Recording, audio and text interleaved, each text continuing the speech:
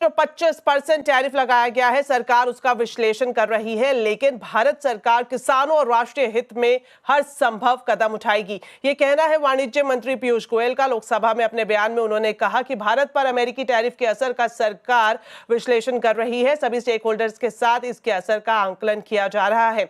उन्होंने ये भी कहा कि 10% बेसलाइन ड्यूटी अप्रैल 2025 से ही लागू हो गई है। 10% की बेसलाइन ड्यूटी 5 अप्रैल 2025 से लागू हो गई है। भारत पर एडिशनल ड्यूटी 10% के बेसलाइन टैरिफ सहित कुल 26% की घोषणा की गई थी। मूल रूप से full country specific additional tariff 9 अप्रैल 2025 से प्रभावी होने वाला था, लेकिन इसे शुरू में 10 अप्रैल 2025 को 90 दिनों के लिए स्थगित कर दिया गया और बाद में 1 अगस्त 2025 तक और बढ़ा दिया गया। एंटरप्रेन्योर्स, उद्यमी, निर्यातकों, सूक्ष्म, लघु और मध्यम उद्योगों और उद्योग जगत के सभी हितधारकों के कल्याण की रक्षा और संवर्धन को सर्वोच्च महत्व देती है।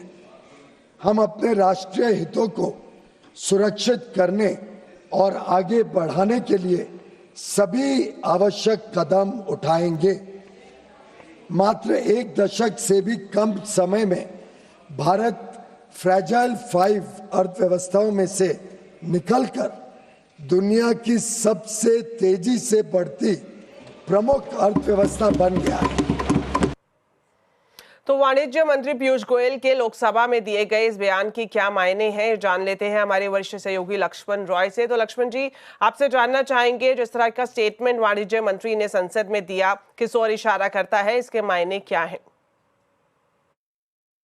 देखिए, मुझे लगता है पीयूष गोयल का ये बयान 3 मायनों में काफी महत्वपूर्ण है। पहली बात तो ये कि सरकार ने ये साफ कर दिया है कि अमेरिका के साथ बायलैटरल ट्रेड एग्रीमेंट यानी द्विपक्षीय व्यापार वार्ता चल रही है। 4 दौर की फिजिकल मीटिंग हो चुकी है, ऑनलाइन मीटिंग, वर्चुअल मीटिंग कई दौर की हो चुकी है। और उन्होंने ये बात तो नहीं कही, लेकिन अगले महीने अमेरिका के नेगोशिएटिंग टीम यहाँ पे आने वाले हैं, तो उनके साथ बातचीत आगे जारी रहेगी। यानी वार्ता, बातचीत, डील खत्म नहीं हुई है, वो बातचीत जारी है। टर्म्स ऑफ रेफरेंस तय कर दिया गया है।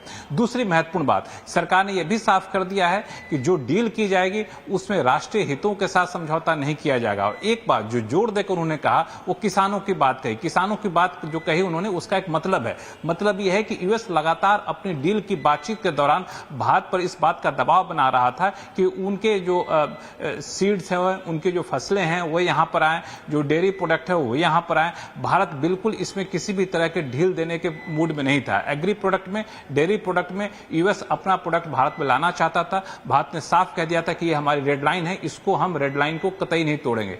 उसको फिर से संसद में दोहराया है। इसका मतलब यह है यूएस के साथ जो भी डील होगी उसमें इस पक्ष पे, चाहे डेयरी प्रोडक्ट हो या एग्री प्रोडक्ट हो, इसमें कोई समझौता नहीं किया जाएगा। और तीसरी महत्वपूर्ण बात उन्होंने कही, उसका ये मतलब है कि भारत की स्थिति पहली वाली नहीं रही। वैश्विक अर्थव्यवस्था में 16% का योगदान भारत अकेले करता है, चौथी बड़ी अर्थव्यवस्था हो चुका है। तो भारत को आप बाकी देशों की तरह ट्रीट नहीं कर सकते कि जैसे तैसे अपनी मर्जी पर, अपनी शर्तों पर डील करवा ले। इसके लिए भारत तैयार नहीं है। यह भी इसका साफ संकेत है। तो बहुत ही सधा हुआ, बहुत ही कड़ा संदेश भारत की तरफ से उद्योग मंत्री पीयूष गोयल की तरफ से सदन के जरिए डोनाल्ड ट्रंप को, अमेरिका को।